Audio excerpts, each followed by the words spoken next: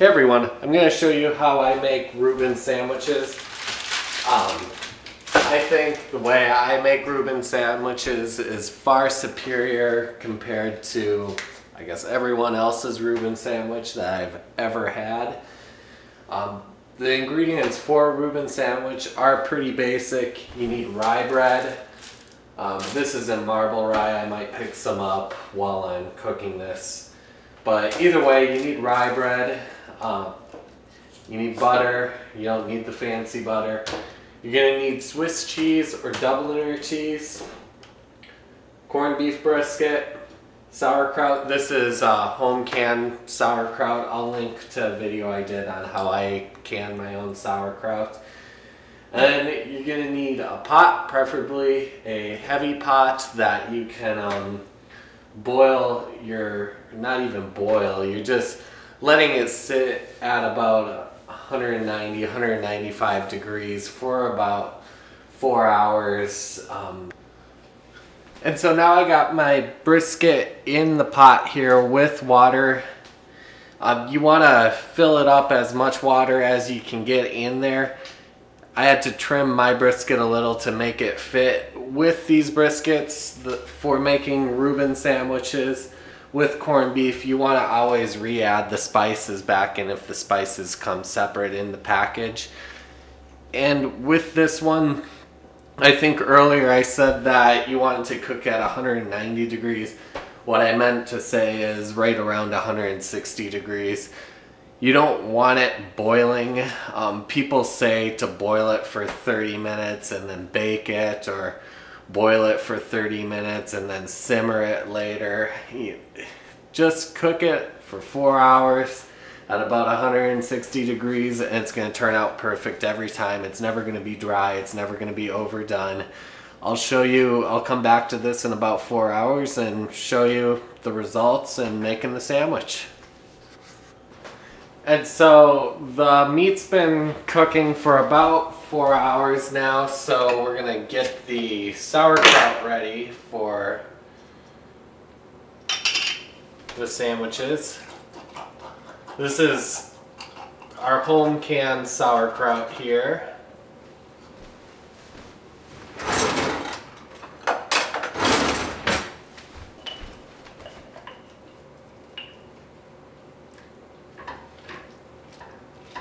So we got this in the pan. We'll start warming up the pan and then we'll add in maybe a quarter of a cup to half a cup of Thousand Island dressing.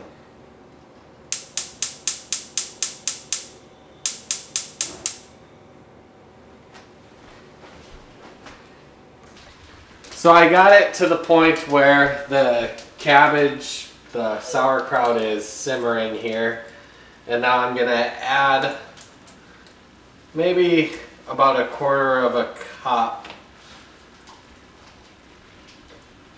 here, a little more than a quarter of a cup, and that'll cook together. I like to let this all cook together and let the flavors blend before we move on to the next step of making the sandwiches.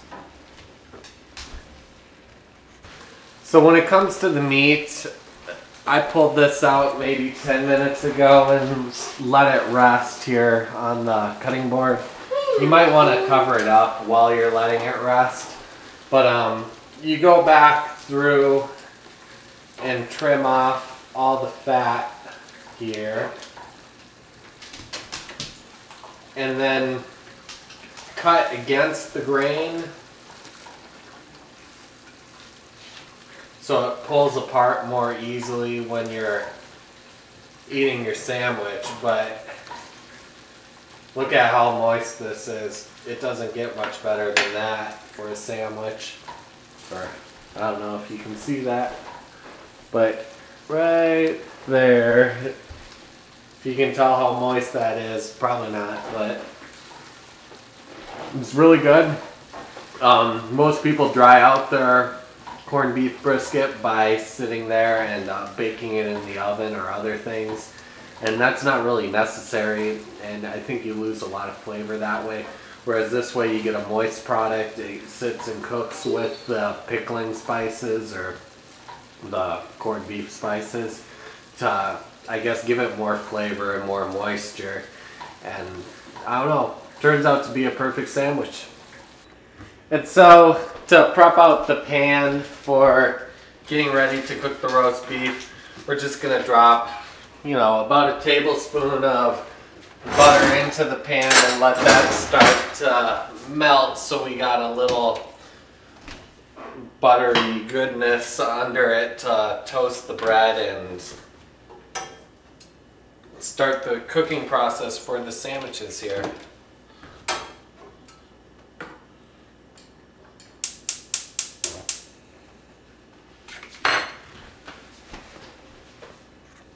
And so we're layering we got a piece of rye bread in there, we got some cheese, and now we're gonna drop the sauerkraut on it.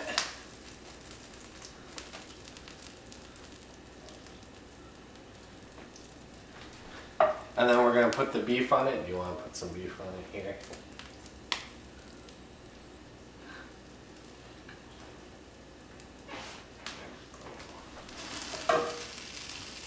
And then once the beef is on each sandwich, put another layer of cheese on it.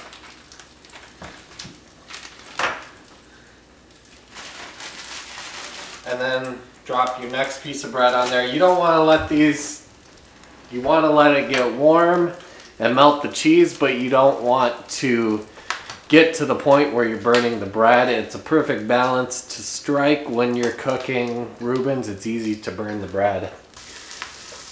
And I had a heel on this side, so some of the filling, the meat and the sauerkraut flipped out as I flipped the bread, but that's okay. The roast beef that fries in the butter is usually the best roast beef anyway to eat. It tastes really good. And so it turned out real good here. Cheese is melted, bread is toasted. I bet this is going to be a really good sandwich.